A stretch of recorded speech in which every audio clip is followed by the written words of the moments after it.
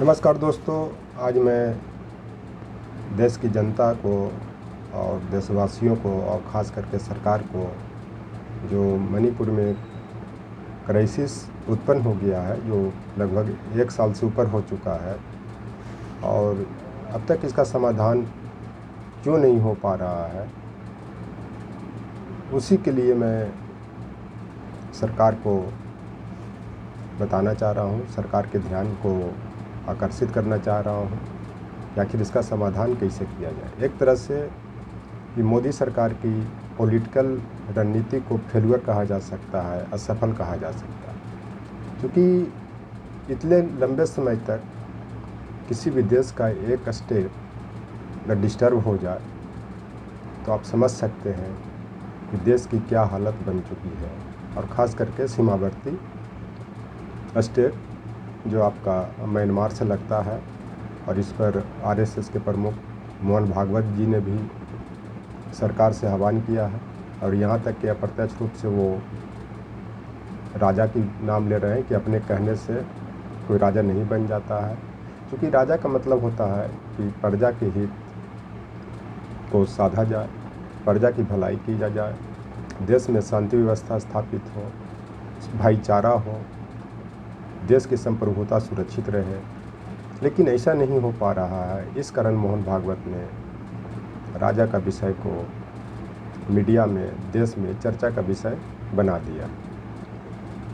तो पहली बात जो मैं ये आपको बता देना चाहता हूँ कि यह भी सुनने में आ रहा है कि जो म्यांमार का चीन जो स्टेट है और मणिपुर और मेघालय और जो भी नॉर्थ मेघालय, 3 स्टेट को मिला करके इन लोग कुकी लैंड अलग देश बनाने की मांग कर रहे हैं।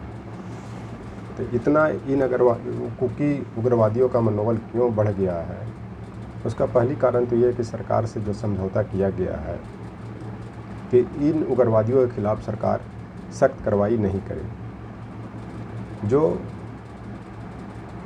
बहुत गलत है। क्योंकि जब राज्य में अव्यवस्था फैली हुई है, पूरा राज्य डिस्टर्ब है, पूरा देश डिस्टर्ब है, तब सरकार को कार्रवाई करनी चाहिए। अगली बात, कुकी उग्रवादियों को सरकार की तरफ से 6,000 रुपया भत्ता दिया जाता है, वो पिछड़े के नाम पे, चाहे जिस कारण से भी दिया जाता है, उसको तत्काल बंद कर देना चाहिए। क्योंकि वो देश में संदेश जा रहा है और कुकी उग्रवादी भी यह संदेश दे रहे हैं कि सरकार जो है, बीजेपी सरकार जो है, मोदी सरकार है, वो डरी हुई है। इस कारण से सरकार उनकी पेंशन भी नहीं बंद करेगी और ना वो समझौता तोड़ेगी। अगली बात, जो सरकार ने जो अपसपा जो कानून होता है, जो 1954-55 में लगाया गया था, आर्म फोर्स स्पेशल एक्ट, उसको लगभग समाप्त कर दिया।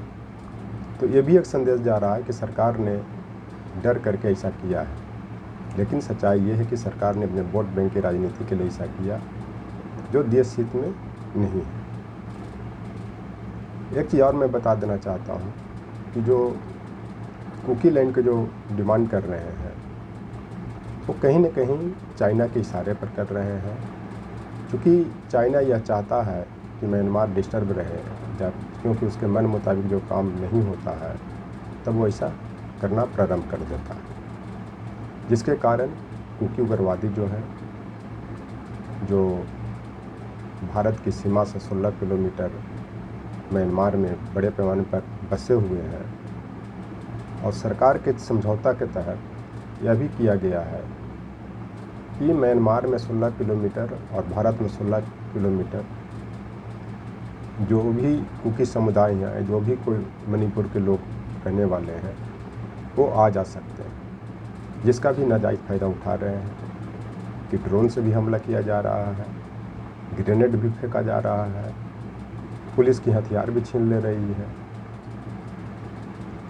सीआरपीएफ भी परेशान है।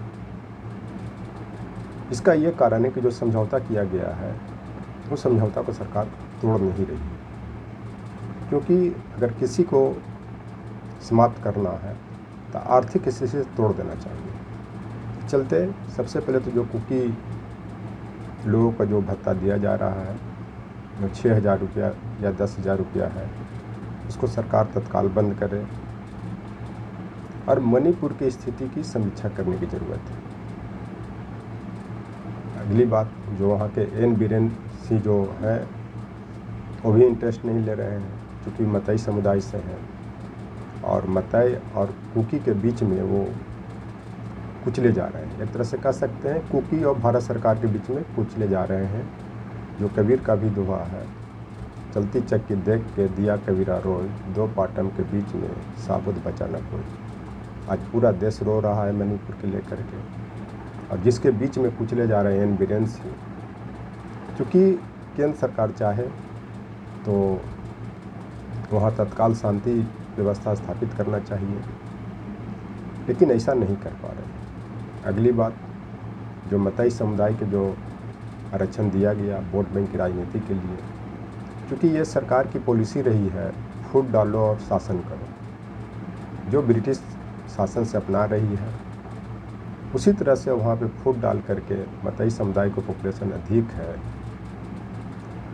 जिसके कारण वोट बैंक की राजनीति के लिए उसको आरक्षण देने के प्रावधान करवाया, जिसके कारण जो नॉर्थ ईस्ट का जो हाई कोर्ट है, जो मणिपुर में नया बन चुका है हाई कोर्ट, उसने मताई समुदाय के रिजर्वेशन की बात की, जिसके कारण वहाँ पर आंदोलन भड़का और एक दूसरे को देखना पसंद नहीं कर रहे।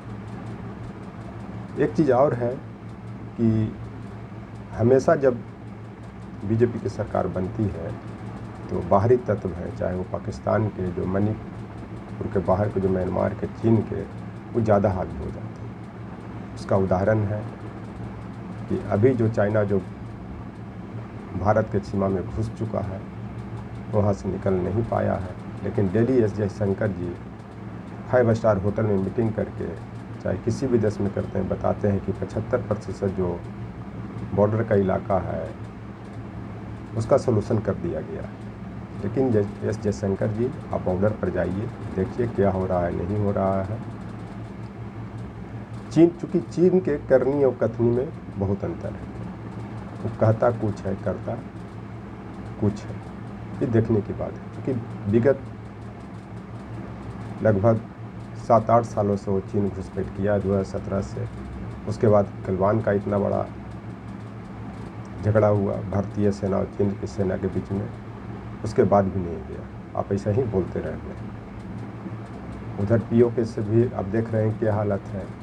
पठानकोट पर जो चीन और पाकिस्तान समर्थित आतंकवादियों ने एयरफोर्स के जो कैंप पर हमला किया, उसके बाद पुलवामा अटैक हुआ, ये सब क्या दिखा रहा है? तो कहीं न कहीं भारत सरकार की जो पॉलिटिकल स्ट्रेटजी है, राजनीतिक रणनीति है, या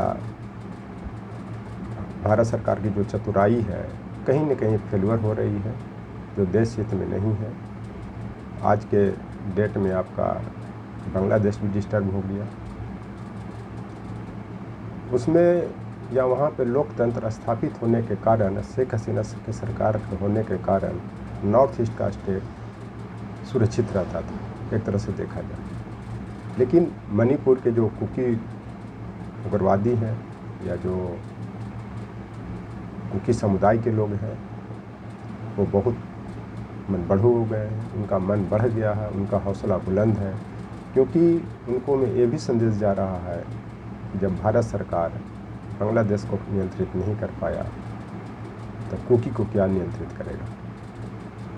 इस चलते देश के हित में रखते हुए,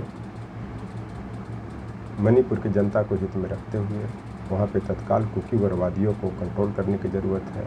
अगर प्रेसिडेंट रूल लगाना पड़े तो वो भी लगाया जाए, क्योंकि लंबे समय तक अगर ये चलते रहा तो जितने भी विदेशी आक्रमणकारी हैं या घुसपैठिए हैं या म्यांमार से जो आने वाले आर्म्स हैं, वो नहीं बंद होगा और देश बहुत डिस्टर्ब होगा। उसका असर सिर्फ मणिपुर पर ही नहीं, नॉर्थ ईस्ट स्टेट से लेकर के आपको पश्चिम बंगाल, बिहार, अरुणाचल प्रदेश, लद्दाख, ये सब डिस्टर्ब होगा। क्योंकि चीन के सरकार को भी ये संदेश जा रही है, जब भारत सरकार मणिपुर में एक छोटा सा स्टेट है, कुकी एक छोटा सा समुदाय है, उसको नियंत्रित नहीं कर पा रही है, तो चीन को क्या नियंत्रित करेगी और क्या गिदड़ भपकी देगी। इस चलते भारतीय संप्रभुता को रक्षा करने के लिए मोहन भागवत जी को ध्यान में रखते हुए कुकी उग्रवादियों और कुकी समुदाय को नियंत्रित करने की ज़रूरत पड़े। इसके लिए भारत को कोई भी मूल्य चुकाना पड़े, भारत सरकार को कोई भी मूल्य चुकाना पड़े, तभी देश सुरक्षित रहेगी। Thank you.